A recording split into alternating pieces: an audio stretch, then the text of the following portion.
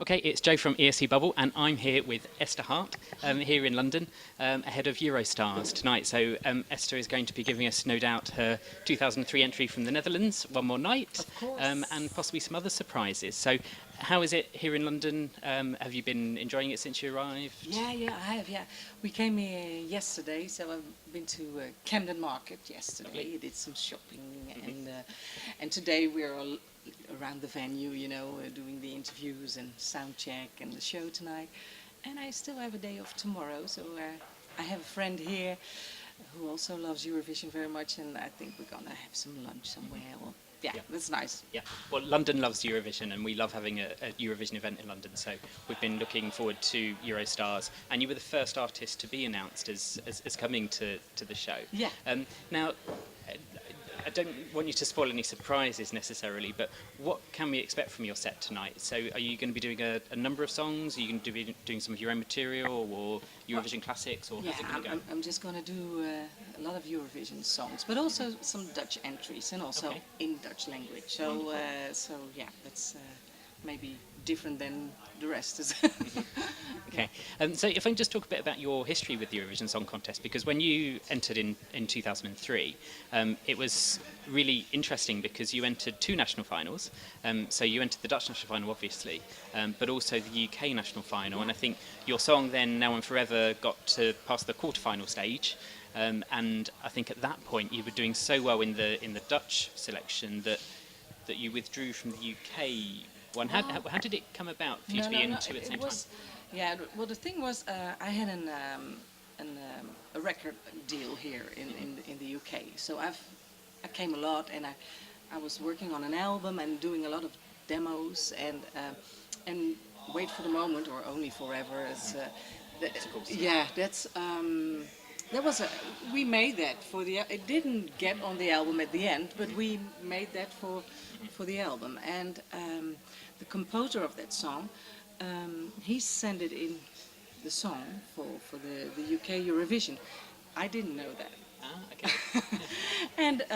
And you had sort of pre-rounds on the radio, and people, could vote, and it went on and on and on. And after, I think I was with the last four when they gave me a call and said, the thing is, this is happening, because he just thought it was nice to get some airplay, on the radio if you can play your song. But they didn't really expect that it went on and on and on. And when they phoned me to tell me about what was happening, such a coincidence. I just met the songwriter of One More Night. He was just a friend of mine in the Netherlands. It was a musician that I did gigs with, and we were just sitting together one day, and he was telling me, yeah, I'm gonna send in a song. I'm not really sure who will sing it, because they were working with a guy at the time to sing One More Night. Okay. I'm not sure if it has to be a male vocal or maybe a female, and he was telling me what his doubts were, and I just said to him, because he was a friend, I just come to your studio and I sing it for you. Then you can make, you compare and see what you like. And then he asked me after a while, do you want to sing it? Because he also co-writer. He said, we really like it the way you sang it, so it fits. And we feel, maybe it's nice if you will do it. And I thought, okay. And I thought of participating Eurovision. So I had to think about that. And then I thought, well, what do I have to lose? Is there anything to lose? No, I don't think so. It's a nice song. I can present myself on Dutch television. Like, this is me. You like it or you don't like it. It's fine, And so after a while I said, yeah, okay, I do it. And when I said yes, like 2 or 3 days later, I got the phone call from the UK. So I already told him, like, yes, I will do it. And then I didn't know about the UK story. So, and then I even thought maybe for a week or so I do both. Why not? Because in the Netherlands I was like one of 25 or something. I didn't know that I was really going to the Eurovision after all. That was because I had to do a pre-round on television. We had like 5 pre-rounds of 6 artists, 6 songs, and then the Dutch final. and I didn't have any guarantee that I was going. And in the UK, I was one of the last 4. But so I thought I'd do both. But no, the BBC didn't want that, and they made me choose. Yeah. Do you kind of sort of think back on that and kind of sort of reflect about how it might have been different? So had you have won both the national finals and then Wouldn't it be represented both great? at Eurovision? Wouldn't it be great? But even so, you would have been back to back because it was the Netherlands and then the UK I know. in 2003. So I had this vision about changing the dress and just stand there for the next song. Wouldn't that be like great? And yeah, it would be history, But no, no, they didn't want that. And so yeah, and then I thought then I choose for my own country.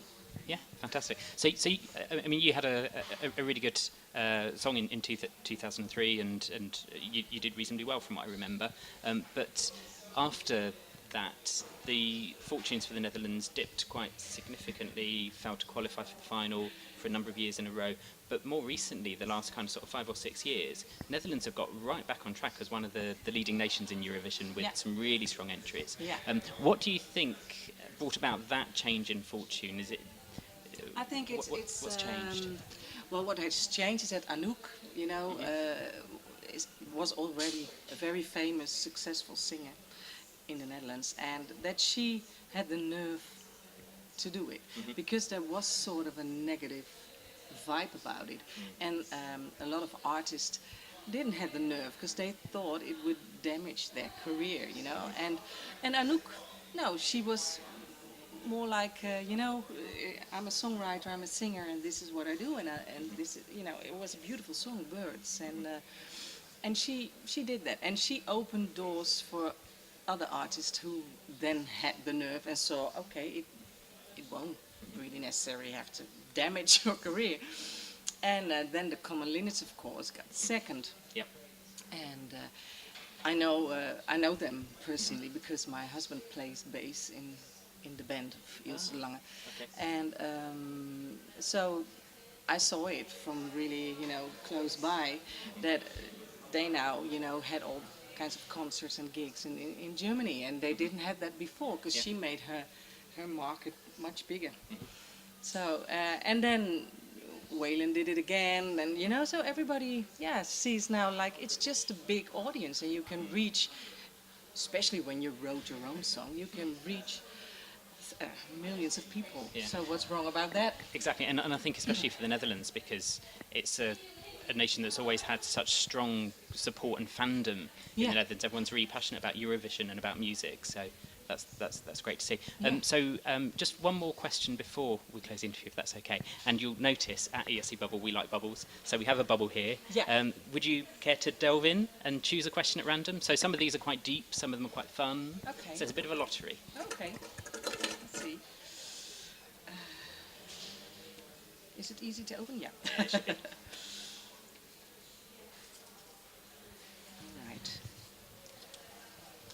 What would be the favorite concert you attended, and would you sing a part of the best song you heard that night? Wow, so that's a concert that I've been to myself. I just recently went to Michael McDonald. Okay. And there was such a long time that he came to the Netherlands, and I had a great night, well, one of his songs is like... I keep forgetting we're not in love anymore. Keep forgetting things will never be the same again. You know those songs? I do. Yeah, I know it well. I love him. I love him. It was a really magic that night. So yeah. Okay, wonderful.